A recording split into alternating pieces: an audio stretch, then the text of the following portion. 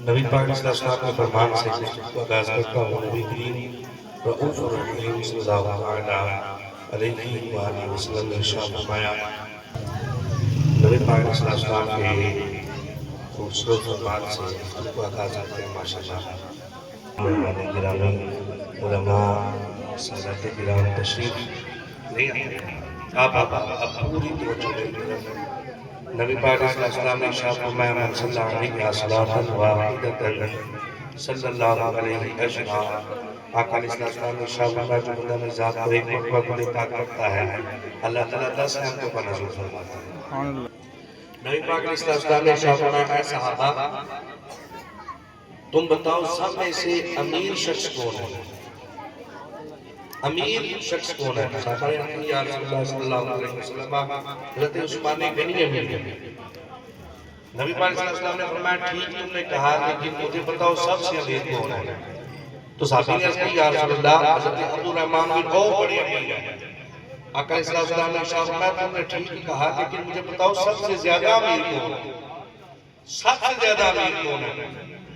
صحابہ کا عرض کرتے ہیں، یا رسول اللہ صلی اللہ علیہ وسلم، آپ بہتر جاتے ہیں، آپ ارشاد فرما دیں۔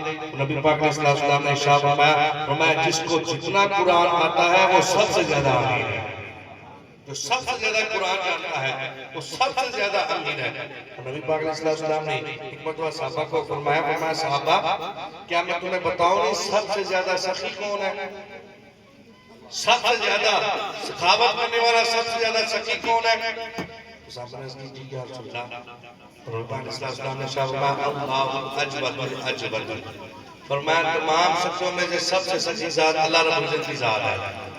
سب سے سچی اللہ رب العزت کی ذات ہے۔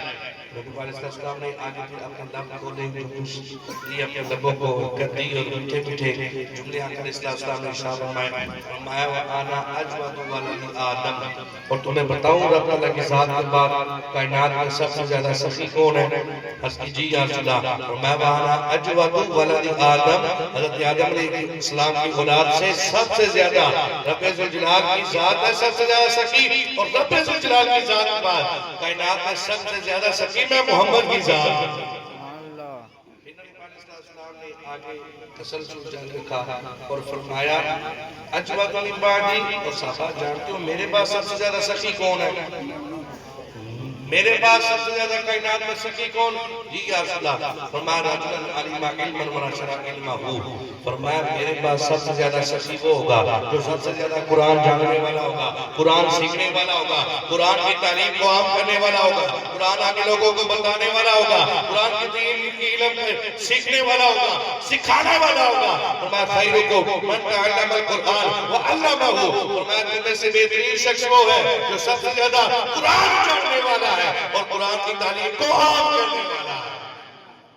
سب سے زیادہ سخی وہ، سب سے زیادہ امیر بھی وہی ہے جس کے سینے میں جتنا قرآن ہے، اور سب سے زیادہ سخی بھی وہی ہے جو قرآن کی تعلیم سیکھتا ہے، قرآن کو آگے سکھاتا ہے۔ اور سبھی ایک اور حدیث پاک کے مدار میں شریف کے حدیث پاک ہے۔ نبی پاک علیہ السلام نے ارشاد فرمایا، احب الی اللہ من السماوات والارض ومن فیہن۔ نبی پاک علیہ السلام نے ارشاد فرمایا، اللہ رب العزت کو جو کچھ آسمانوں میں ہے، جو کچھ زمینوں میں ہے، زمین آسمان اور جو کچھ اس میں موجود ہے، سب سے زیادہ پیار اللہ رب العزت کو قرآن کے ساتھ ہے۔ اللہ زمین و آسمان میں جتنی چیزیں ہیں، سب چیزوں سے بڑھ کر اللہ رب العزت قرآن سے محبت فرمانے والا ہے۔ اب آپ ذرا توجہ کرنا جو میں بات سمجھانا چاہتا ہوں، اگر اللہ رب العزت کو زمین و آسمان اور زمین و آسمان میں جو کچھ ہے سب چیزوں سے بڑھ کر محبت قرآن سے ہے، تو اللہ نے جس نبی پر قرآن نازل کیا کہ اس نبی سے کتنی محبت ہو گئی۔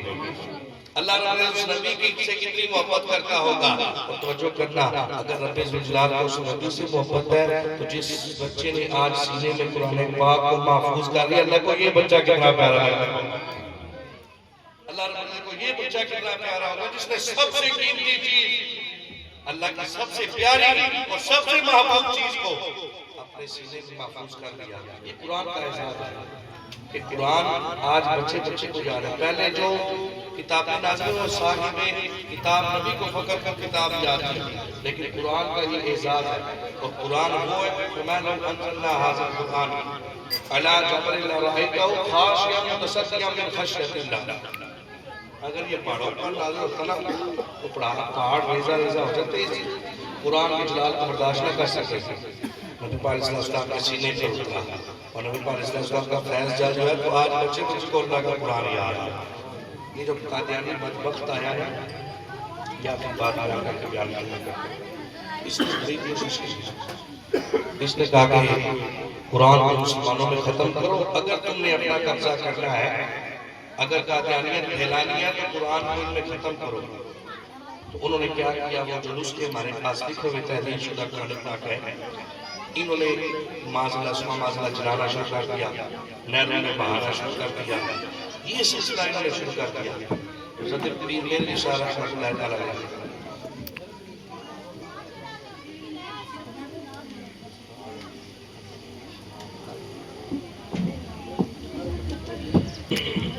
تو پیر میر نثار رحمۃ اللہ تعالیٰ علیہ، آپ کو پتہ چلا نا کہ قادیانیوں کی یہ نئی سازش ہے کہ قرآن ان میں ختم کر رہا ہے۔ پیر میر نثار نے اپنے دین سے فرمایا ان بندوں کو تلاش کرو، ایک دو کو پکڑ کے میرے پاس لیتے آؤ۔ اور جب ایک دو کو پکڑ کر پیر میر نثار رحمۃ اللہ آپ کے پاس لایا گیا نا تو پیر میر نثار نے فرمایا تم قرآن ہمیں ختم کرنا چاہتے ہو؟ آپ نے چھوٹے سے بچے کو بلایا، چھوٹا بچہ یا درس میں سے، پیر میر نثار نے فرمایا پڑھ پڑھ اللہ سپارہ۔ اس نے کہا الف لام میم ذالک الکتاب، پڑھتے پڑھتے پورا پہلا سپارہ پڑھ دیا، اللہ پورا پہلا سپارہ پڑھ دیا۔ پیر میر نثار نے فرمایا دوسرے بچے کو بلاؤ، وہ جب آیا کہا چھٹا سپارہ پڑھ بھائی، اس نے چھٹا سپارہ سنا، تیسرے بچے کو بلایا، داستانہ پڑھا پڑھ، اس نے وہ پڑھ دیا۔ قاری صاحب بولا ہمارا قاری صاحب دو سپارے پڑھے، قاری صاحب نے دو پڑھے پڑھ دیے، دوسرے قاری صاحب کو بلایا کہا ایک پڑھا آپ پڑھ دیں۔ انہوں نے جب قرآن پڑھا نا تو پیر میر نثار نے خود ایک پارہ پڑھ کے سنا دیا۔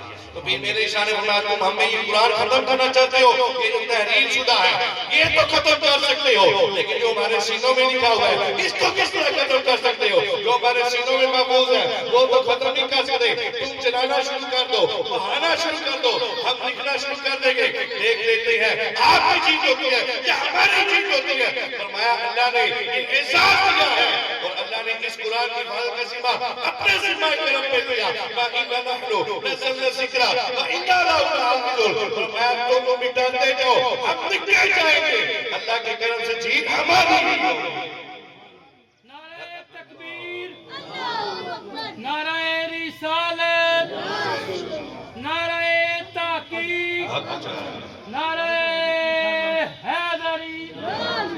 یہ قرآن کا احساس ہے، آج بچے بچے کو بھی قرآن ہے اور آج بچہ بچہ الحمدللہ اپنے سینے میں قرآن محفوظ کیے ہوئے۔